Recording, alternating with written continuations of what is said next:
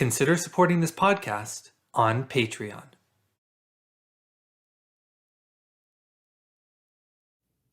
On this episode of the What is Asia podcast, I interview Matthew Melvin-Koushki, a professor of Islamic intellectual history at the University of South Carolina, to talk about occult sciences in West Asia, the effect of the Mongols in melding Eastern and Western intellectual thought, and definitions of the West and Asia.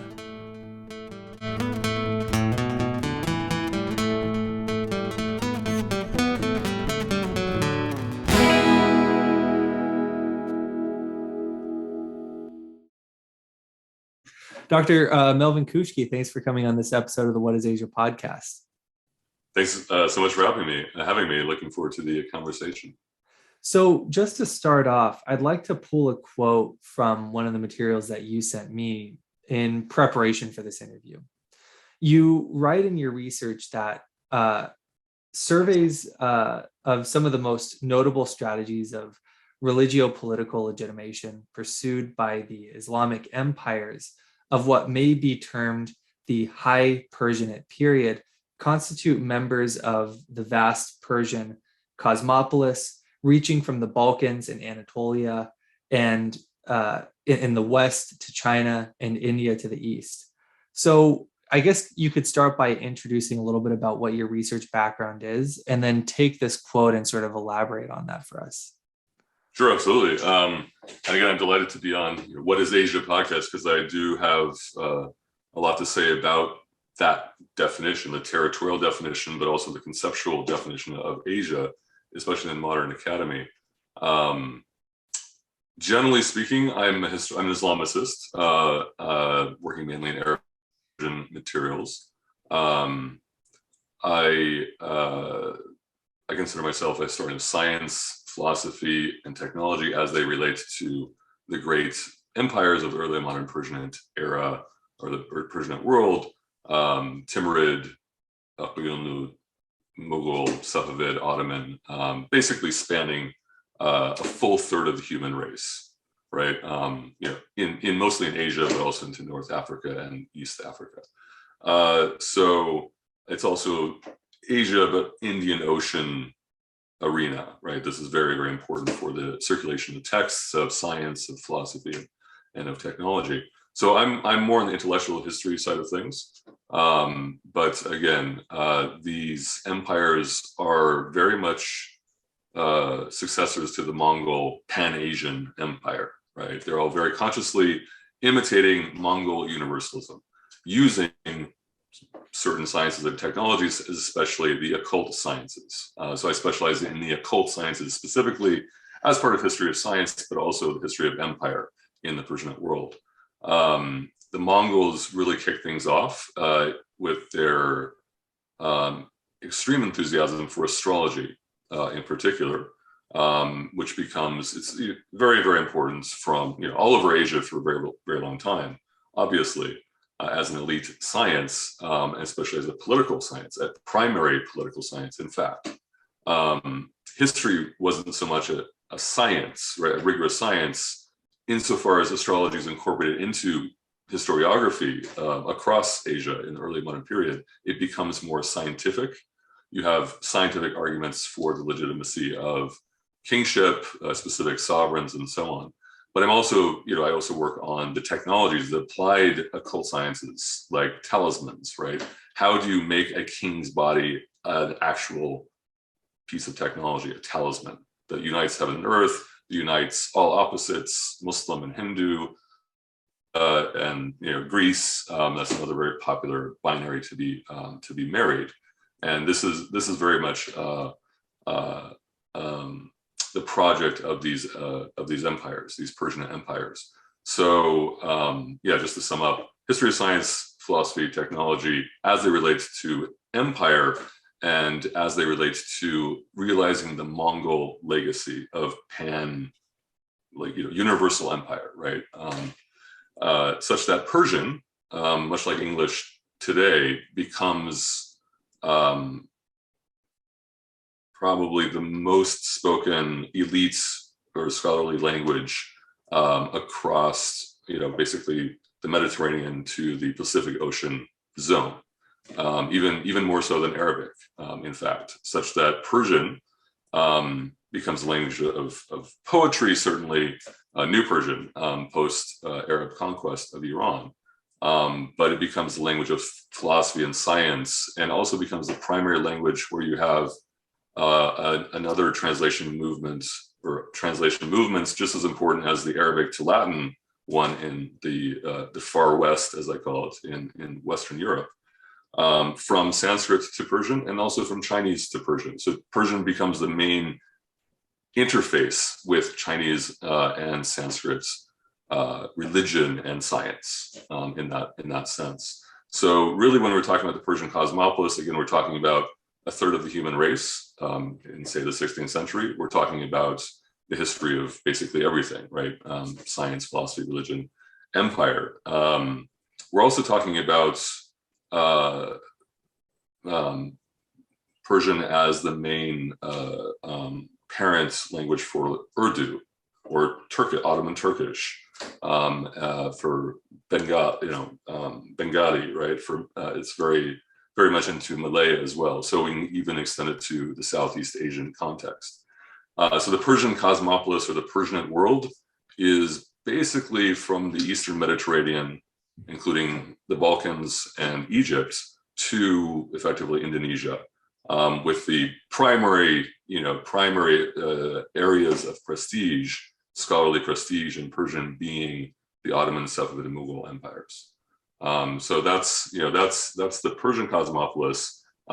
These are all empires that share a common Persian culture, right? They're all Muslim, but they're all looking to the Mongols on the one hand. They're looking to Alexander the Great. They're looking to Chinggis Khan. They're looking to, obviously, Muhammad. They're looking to Jesus. Jesus is a very important imperial figure for all of these empires, interestingly enough.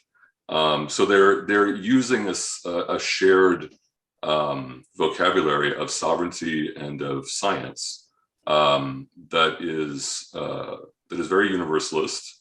Obviously, no single one of these empires achieved world domination after the Mongol. The Timurid Empire came the closest, and the Timurid Empire in Iran and Central Asia becomes the model for these other great empires. So I begin with the Timurid Empire and the boom in occult science as a technology, as a main mode of imperial practice in the late 14th to 15th centuries. In the 16th and 17th centuries, this model becomes hegemonic and ubiquitous. To do empire is to do occult science, or rather, empire becomes an occult science and technology that transforms the landscape by transforming the body of the king, the emperor, into a talisman that marries all opposites. So you get this radical ecumenism, like everyone, is mixing and matching. You get unprecedented levels of, say, legal rights in the Mughal Empire, which is, where, a fifth of the human race lives. So when we're talking about this, we're talking about a third of the human race. We're talking about the Indian Ocean matrix. We're also talking about West, Central, South Asia, and to some extent Southeast Asia and East Africa. So it really breaks down, it explodes all of our, current institutional little cubby holes, right? Where Islamicists or Middle East specialists can't talk to South Asianists and to East Asianists and so on. And we're all in the area studies. The balkanization of area studies does a great deal of violence. So it basically erases the idea of Asia, if that makes sense, or Afro-Eurasia, as it really should be called. It doesn't make much sense to me as a intellectual historian. It's all about the marriage of Greece and China. There is no European dividing line in that sense for these great, this early modern Persian culture.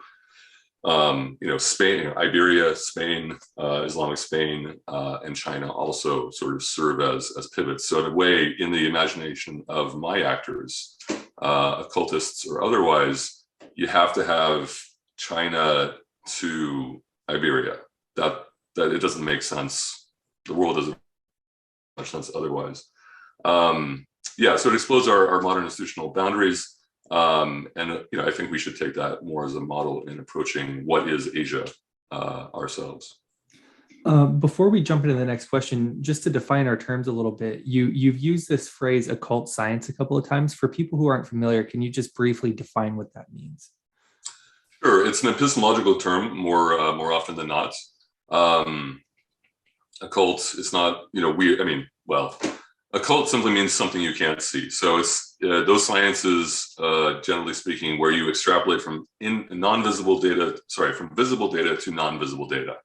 So astrology, alchemy, magic, various forms of magic, and divination, geomancy, Kabbalah. These are all sciences I work with, especially Kabbalah and geomancy. We all know, Madonna is a Kabbalist, but Madonna is not an imperialist, right? So effectively, these are the sciences like geomancy, which we may not have heard about. I'm sure the audience members will not have heard about, but it's the basis of modern computing. It's a binary divinatory method, very similar to the I Ching in China, but again, much more popular with much broader expanse all throughout Africa, West, Central and South Africa, or East and West Africa, and from thence came to the so-called New World, Turtle Island, in various, Yoruba forms. So geomancy, again, is a binary system, zeros and ones. Leibniz loved it as the basis for a new theory of computing. So it's the direct answer of computing. So it's very, very a useful science to look at in the sense that it's very much part of history of science, but also of philosophy, in that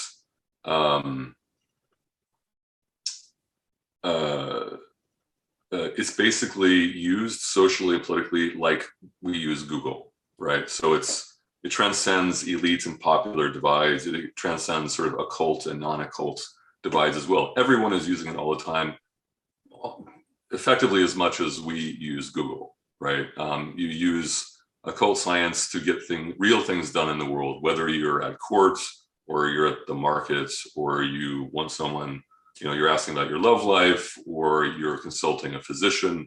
Physicians are using the, astrology, but also geomancy and many other occult sciences. Medicine itself is often considered an occult science, in that you extrapolate from physical data, visible data, to underlying conditions, non-visible conditions. So the extrapolation from visible to non-visible data makes something occult.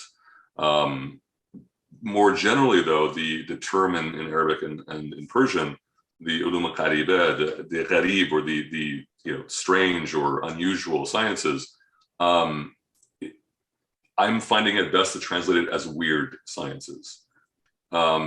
Because life is weird, and it's a different cosmology, right? It's a different epistemology, where weird shit happens to humans all the time. We like to call it paranormal or parapsychology, which is a whole field. But for my actors, there's nothing para about it, right? It is unusual, it's weird, but weird as a master category is completely valorized, right? Wonder and weirdness are central to the aesthetic imperial experience. So if you go to Mughal Agra, the Taj Mahal is an exemplifies. It's a talismanic, building meant to elicit wonder through weirdness.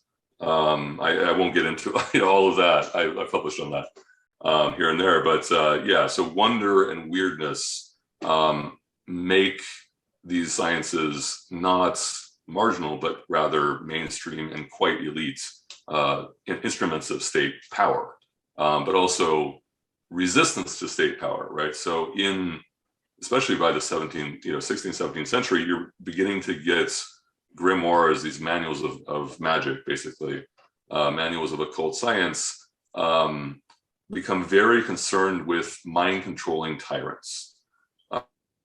Again, it's not a form of magic democracy, exactly, but you're not voting.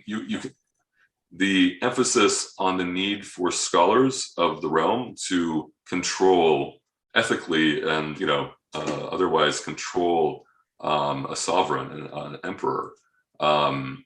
It's quite telling shift to me. It's a major paradigm shift. I talk about, I've proposed the new category of occult scientific revolution in the wake of the Mongol conquest and the Black Death, and also climate change. So climate change, Mongol conquest, Black Death are all of a piece. And after this major cataclysm, you have the rise to hegemony of occultism, i.e. investment in one or more of the occult sciences, just in a way that historically is unprecedented, right? But with very, very deep roots in the Hellenic tradition, especially, also the Iranian, and to some extent the Chinese and Indian, but much less is known about them. It's really deeply rooted in, the mythos of Alexander the Great as ultimate occult philosopher king of, Asia. Yeah. Sorry, I'm kind of going on with that, but it is really part and parcel. It's not simply doing magic in the corner. It is transforming self and society using words and numbers in what we now would call magical ways. But again, my actors simply considered the same as we consider Googling or radar or wiretapping or lie detecting. It was a very, very, in other words, it's not mystical, it's not spiritual, it's very concrete as well. It can be mystical and spiritual too. I mean, this is the other thing that we lose in the history of science. You can't successfully do many of these sciences without spiritual purity. But there's a distinction between doing astrology, like astrology that just works. You can also be a mystic doing astrology, and many were, but many mystics didn't like the occult sciences because they saw them as impinging on, divine secrets. Sorry, but that's a whole nother debate. So in our conversation, you've already alluded to the Mongols a little bit. And I think people who, in the general audience, tend to think of the Mongols, they think of Genghis Khan, they might think of Kublai Khan and the invasion of China, but he certainly, Genghis Khan and also the Mongol Empire at large is certainly less thought about in terms of its impact on West Asia and the impact that West Asia had on the Mongols. You write in one quote, the Mongol conquest of Asia, both devastating and devastatingly creative, wrought a rupture of Pandoric consequence for Islamicate religio-political culture, end quote. Can you elaborate on what that means a little bit? Sure. Again, one of the main aspects that I focus on most is the boom in occultism in the wake of the Mongols. The boom in universalism as well, but like a scientific universalism or a scientific imperial universalism, whereby the Mongols are built the most important scientific institution of the 13th, 14th century, the observatory in Moraga, producing star tables that are, refined and extended and localized across Asia to the point that later versions are still being used in London in the 19th century, right? That's part of the Mongol legacy, right? This sort of scientific imperialism is also, this scientific universalism, this imperial universalism is also a form of scientific universalism. Hence their heavy sponsorship of astronomy and always, including astrology. This is why you get paid as an astronomer, right? Is as a court astrologer. This is a very, very important role, such that in the Ottoman Empire, for example, you have an average of 6 court astrologers through the early 20th century, right? It's less as time goes on, but and as economic fortunes shift. But the point being, you have to have an astrologer at court, and preferably alchemists are certainly involved in the mint, and geomancers and many other occultists are running around. So that is the biggest shift in court culture with the Mongols. their universalism, the imperial ideology, very much has to do with astral science because of Tundra, right? Like the sky god, the endless sky of the steppe, big sky country. I mean, I'm from Eastern Washington State, right? It's like you have endless sky and endless land. This is the basic symbol of Mongol, empire, which then other empires that are not necessarily nomadic try to imitate. Well, they are semi-nomadic, right? So all the great empires of the Persian world are Turkish, right? Or Turkic. Emir Timur, Tamerlane, is consciously, as a Sunni Muslim, trying to reconstitute the Mongol Empire and dies on campaign to China. So he doesn't quite succeed, but he succeeds massively in his failure, such that everyone links their genealogy through Timur to the Mongols, right? And imitates their patronage of various sciences. But yeah, generally speaking, it's the combination of the Mongols and Alexander the Great are constantly cited as proof that universal empire is even possible in the first place, right? Then you add Islam as the universal, final religion, by definition, imperial, as well as Persian empire, right? As an idea, right? Empire was invented in Iran, right? With the Achaemenids to the Sasanians, and basically Islam inherits Persian empire in the first place, right? Byzantine, obviously, to a lesser extent, or Eastern Roman. But yeah, the DNA of Islamic empire is very much Persian. But then it's, the Mongol rupture meant that from now on, Islamic empire was Islamic, Hellenic, Mongol, and occult. You have to have all of those elements together, and lots of Jesus. How does Jesus become a major symbol of Islamic imperialism? Well, I mean, he raises the dead, right? He's the commander in chief, right? It's a very much an apocalyptic mode, right? In the Mediterranean area, especially. But you also get a new discourse whereby, and this is not Mongol, but the Mongols set off the Mongol conquest set off this process whereby by the early modern period, the king has to be holy, prophetic, like a prophet almost, or in fact, some kings, some sovereigns did claim prophethood for themselves. This is radically new. You can't do that in an Islamic context. Obviously, the Prophet Muhammad is the last prophet. You can't be an avatar of Muhammad. You can't be an avatar of Jesus, for that matter. So why are all these, Muslim rulers, and they're certainly Muslim, claiming to be avatars of Jesus, right? The reincarnation of Jesus, in fact. Reincarnation booms in a big way as well. So this is a dramatic break. The saint philosopher kingship becomes the gold standard for rulership in the Islamic world, but especially the Persian world.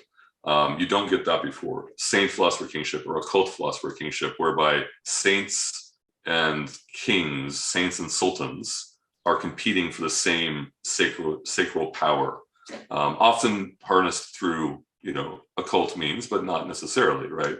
We're talking about shrines. We're talking about lots of pilgrimage. We're talking about weather control. We're talking what we might associate with shamanic power. This is what the saint has. We're talking weather control for battle purposes. We're talking the construction of talismans for war, and the protection of empire from plague, and for helping the economy and so on. So we're talking about a shamanic king saint figure, and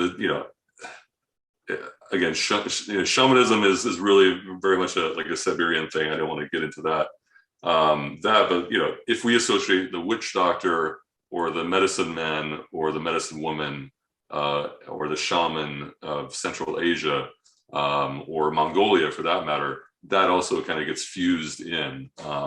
And this is also why the Turkish clans are so attracted to this cause in the first place, where before they weren't really in it for universal empire. They sort of became a rallying point. So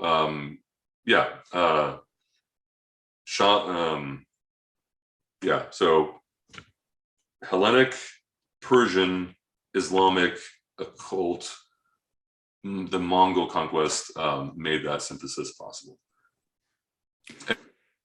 And just frankly, it just massively increased the circulation of information and knowledge. Right. This is the Mongol conquest is why Iranian book painting, which booms, in the 15th, 16th century, combines Chinese and Italian motifs. That's how you're at the center of the world, right? Imperially, economically, culturally, and so on. So the Mongol conquest is the first time you can send a letter across Asia in 2 weeks, which is mind-blowing, right? So we have to see it as in terms of like the internet. The effect it has on society is comparable, in that sense. It's an information revolution. Before we wrap up, one last question that I have for you, and this is something that you and I had discussed prior to filming this podcast episode. You have this frustration with the way that we think about Asia and the way Asia is categorized, what's included in this notion of Asia, what's not. And so I'm asking a bit of a leading question here, but in what way do you hope that your research will ultimately have an impact on the way that both scholarly and general audiences understand Asia? Yeah, my main soapbox these days is the definition of the West. I'm not worried about Asia. That's a stable category, even from my sources. Like, no one really contests that. But they also don't posit any divide. There is no Middle East. We have to stop saying the Middle East. I hate it so much. I'm happy with West, Central, South Asia. That's what I do. If we want to be fair, if we want to have a more balanced historiography, and currently historiography, it's hard to express how imbalanced historiography is. I have hundreds of thousands, millions of sources just sitting there, just rotting, both metaphorically and literally, simply because it's the superstition of the Muslim natives, who, weirdly enough, are not really Asian. They're Arabian, or they're North African or something. They're anything but Asian. They're anything but at the center of the world, effectively. And we're talking about, again, 2/3 of the world's population is either Muslim or living in under a Muslim state by the 16th century. 2/3 of the world's population. And again, a huge chunk of that is in various parts of Asia. That remains true to this day, obviously. So my beef is not so much with the definition of Asia, or the insistence on always talking about Afro-Eurasia rather than just Asia. But actually the definition of the West, right? Everything is being defined against the West, which is very poorly defined and purely polemical term. So if we can deconstruct the West, then Asia becomes unproblematic as a scholarly category, as a historical category, at least in my experience. So the West, in my sources, or according to my sources, which are extremely Hellenistic, Hellenophile. Most of the occult greats are either Abrahamic or they're Hellenic, right? Plato, Aristotle, Pythagoras. These are the most important names in the early modern Persian world, along with Muhammad, Ali, Jesus, Fatima, and so on. um, and Alexander and so on. So if everyone across the Persian world to Southeast Asia is completely and utterly attached to Plato, Aristotle, Pythagoras, and to Abraham, Isaac, Jacob, Jesus, Moses, Muhammad, right? How are they not the Western, right? In an intellectual, historical, and cultural historical sense. So I just insist on a single standard for judging Latin Christendom, Greek Christendom, and the Islamic world, most of which happens to be Asian or in Asia. So if we redefine the West as the Abrahamic Hellenic synthesis, suddenly the West incorporates at least half of Asia, and basically goes from the Atlantic Ocean to the gates of China. China is not Western, obviously. South India is not Western, but then you have these interface zones, right, with Sanskrit going into Persian, and with the translation like of the Upanishads into Persian, whereby even the Upanishads are made Western in a way, right? They're reconceptualized as the ultimate ancient scripture, of which the Quran is a modern summary, simply put, right? So it really plays with our ideas of East and West in that sense as well. But going forward, if we have loose categories of the West as being everything west of, Central Asia over to Central India, in terms of intellectual, cultural history, I think we will be able to have much more fruitful conversations across our little disciplinary, field area studies divides, and maybe even have conferences together, right? Rather than having Middle East studies, which is my main conference, South Asia, Southeast Asia, and East Asia all being kind of partitioned off. And partition, again, is the ultimate colonial, colonial weapon. So to departition, to decolonize, we need to redefine the West, whereby Islam becomes the larger part of the West historically, weirdly enough. And I mean weird in that sense as well. And just immediately gives us more balanced perspective, anything we look at. So my authors, my actors are constantly thinking in terms of East-West, East-West, and they consider themselves Western, right? Again, in the sense of cultural legacy. The fiction of the West as only Western Europe is from the Renaissance, Italian Renaissance. It's just made up. It's a fiction by people who didn't get out much. We need to get rid of these fictions because they still make us Orientalist, whether we like it or not, as Asianist, specialists. My guys are also occasionally Orientalists, right? They're fixated on India, even China, right, as a source of magic and technology and math. There's no lack of Orientalism, in the early modern period either, but it's not weaponized, right, in the way that we have inherited, right, as a colonial, tool of universal power.